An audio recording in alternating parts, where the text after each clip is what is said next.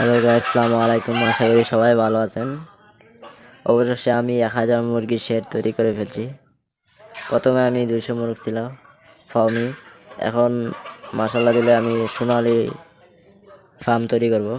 তার জন্য আমি এই ঘরটা তৈরি করেছি। প্রায় 1000 মুরগ তুলতে পারবো এখানে। সবাইকে আজকে আমি এই ঘরের বিস্তারিত বলবো যে ঘরটায় আমি কী কী লাগাইলাম, কী কী লেগেছে বা কত টাকা খরচ গিয়েছে, সব বিস্তারিত আশা করি এই ভিডিওতে বুঝতে পারবেন। সবাই প্লিজ ফুল ভিডিওটি দেখা যাবেন, না হলে অনেক কিছু মিস করবেন। যারা ভাবতেছেন নতুন খামারি বা খামার দিতে ইচ্ছুক, তারা অবশ্যই ভিডিওটা দেখে যাবেন। আমি এই ঘরটায় আমি চারিদিকে 2 সাইডে আপনার টিন ব্যবহার করছি বেড়াই, তারপর আর 2 সাইডে হলো আপনার নেট ব্যবহার করছি। নেটের উপর নিচে আমি প্লেন শিট ব্যবহার করেছি। আর ঘরটায় আমি আবার 2 কোণায় আমি টিন ব্যবহার করছি, যেন আমার নেটগুলা মানে কোনার পালাটা না দেখা যায় বা সুন্দর দেখা যায়।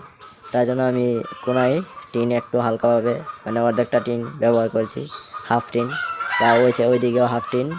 তাছাড়া আমি দরজাটাও প্লেন শিট দিয়ে তৈরি করে ফেলেছি। আমার চারিদিকে ইট লেগেছে, আমি চারদিকে ইট দিয়ে ঘুরে ফেলছি। প্রায় আমার 370টা ইটের মতো লেগেছে, 370 পিস ইট লেগেছে।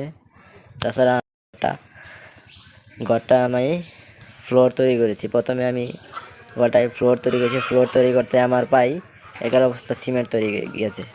11 বস্তা সিমেন্ট, এখানে আপনার ইটে আর ফ্লোরে সর্বমোট 11 বস্তা সিমেন্ট গেছে আমার। এখানে আমি খাম তৈরি করেছি প্রায় 14 পিস।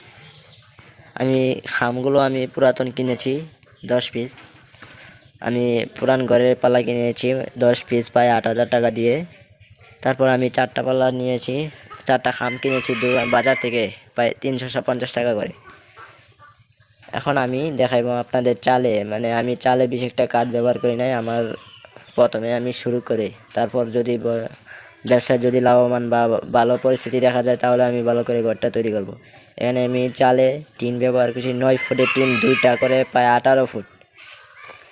18 ফুট প্রস্থ আমি লম্বা ব্যবহার করছি, আর লম্বা হলো 39 ফিট।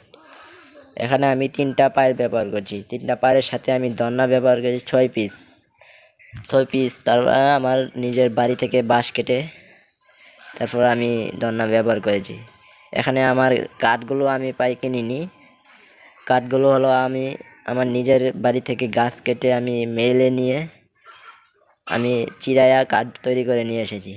এখানে আমি শুধু মানে কাঠের বাড়ারগুলো গেছে, আমার কাঠের বেশি একটা টাকা লাগে নাই। তারপর শেষের দিকে আমার 5 ফুট কাঠের প্রয়োজন ছিল, শর্ট পড়েছে, তারপর আমি কিনে নিয়ে এসেছি 3,000 টাকা দিয়ে।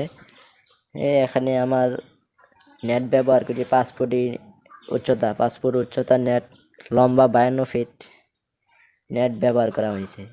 এখানে প্লেন শিট ব্যবহার করে চারিদিকে। তারপর আপনার 2 সাইডে দিয়েছি বেড়া, টিনের বেড়া। এখানে আমি টিনও বেশি একটা দামি টিন ব্যবহার করি নাই, সস্তা টিন। আমি বাজারে যেটা সস্তা পেয়েছি সেটাই আমি টিন ব্যবহার করেছি।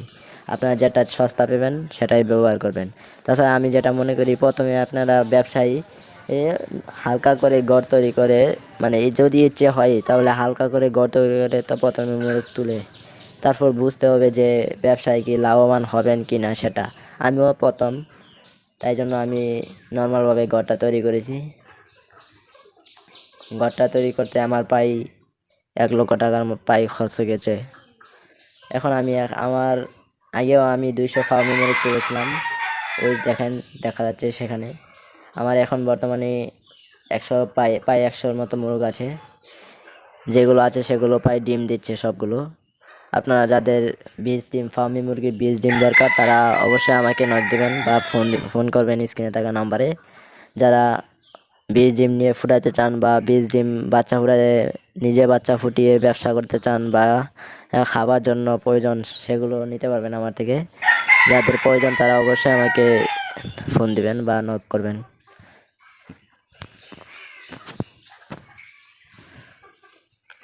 আশা করি সবাই বুঝতে পারছেন ভিডিওটা। এখানে আমার ফার্মি মুরগ আছে বর্তমানে সবগুলোই মুরগ নেই, মুরগ শুধু 7টা মুরগ, আর বাকিগুলো আপনার মুরগি ডিম পারে। ফার্মি মুরগ যারা ভাবতেছেন ফার্মি মুরগি পালন করবেন, আমি যেটা মনে করি ফার্মি মুরগি বেস্ট, ডিমের রাজা ফার্মি মুরগ।